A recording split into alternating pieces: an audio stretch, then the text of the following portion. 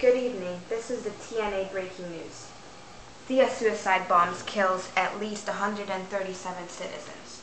The deadliest single terrorist attack of the North Thea separatists since decades happened this afternoon, approximately at 1:50 p.m. Limbo, Thea, TNA.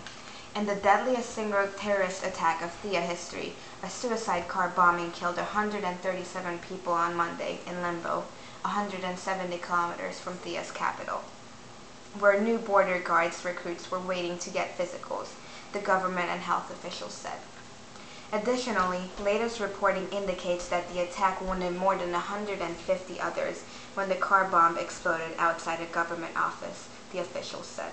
Among the victims were bypassing children and females.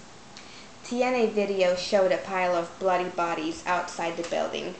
What were once a small border guards recruit station had been transformed into a smoky wreckage, and people helped to load mangled corpses onto wooden carts that were usually used to transfer newspapers to the subscribers in the war-torn, lately disputed border city of Thea.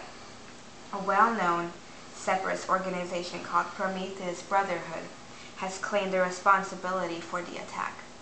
The message from the banned organization has been delivered to the center office to COW, Charm of the Wise, the capital office.